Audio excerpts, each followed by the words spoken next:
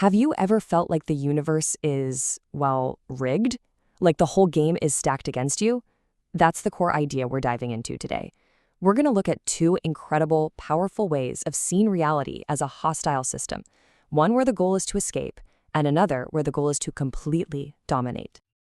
And man, this quote, it just hits different, doesn't it? It perfectly captures that weird thing we humans do. We're absolutely terrified of what we might find out there, but we just can't stop looking for answers. That desperation for meaning, even when it's scary, that's the fuel for everything we're about to get into. So yeah, let's just ask it straight up. What if the universe is a rigged game? It's a wild thought, right? But it's the one single idea that links two totally different worldviews. One is ancient, super spiritual. The other, it's modern, brutal, and all about technology. But they both start from the same place. Reality itself is the enemy. Okay, so think of these as the two different rule books for how to play this cosmic game. First up, you've got ancient Gnosticism. Their take? We're trapped in a kind of spiritual prison, and the whole point is to find the key and get free.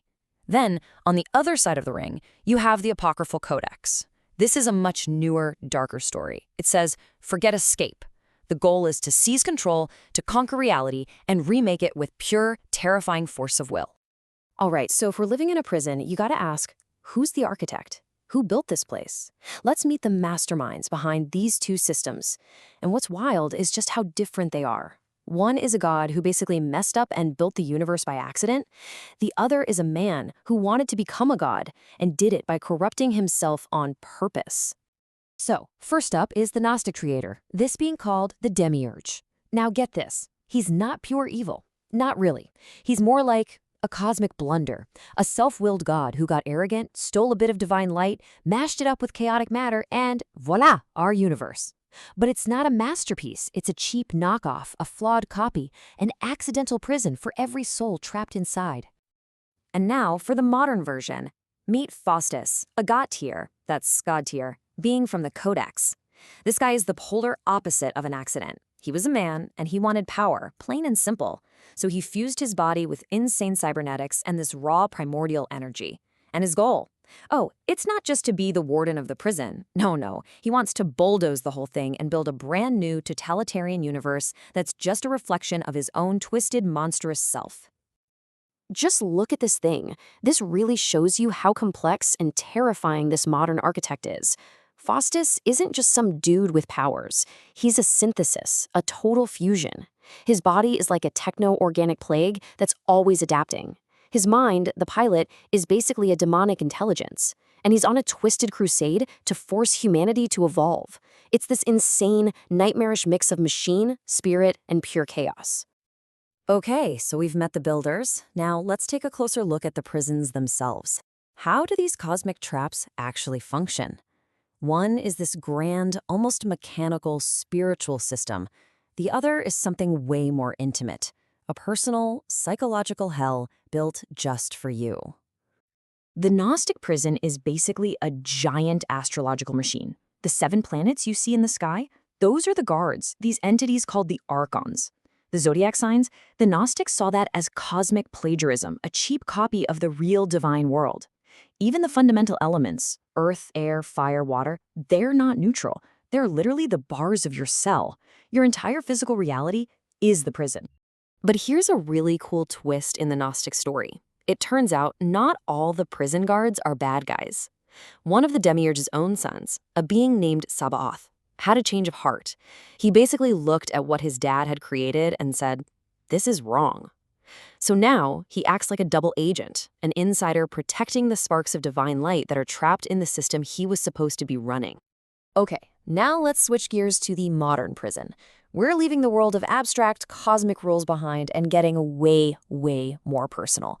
This is the Omega Sanction. The best way to describe it is a death that is life.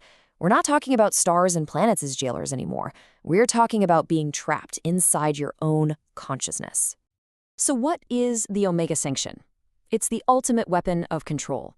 It's a psychological torture device that traps your mind in an endless cycle of fake lives, and each life gets worse, more degrading, more hopeless than the last. It's not meant to kill you. It's designed to grind your will, your spirit, your very soul down to absolute zero. All right, we've seen the architects, we've seen the prisons, so what's the point of it all? What's the end game? If you're trapped in one of these realities, what are you supposed to do? Well, the answers are polar opposites. One path is all about liberation. The other, it's about total, absolute domination. For the Gnostics, the way out is a journey of purification. It's a ritual called the Five Seals. Think of it as a step-by-step process for washing off the grime of the material world. You go through glorification, enthronement, being clothed in light, baptism, all to restore your soul to what it was originally meant to be, pure and divine. The goal is to just check out of the game completely. The path from the Codex, though, it's the total opposite. There is no escape. You don't leave the game, you win it by flipping the table, smashing the board, and building a whole new one from the wreckage. This is the ultimate goal, the fifth world.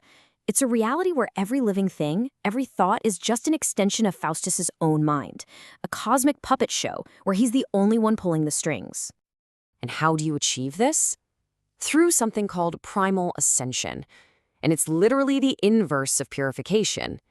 Instead of cleaning your soul, you lean into the darkness. You corrupt it on purpose.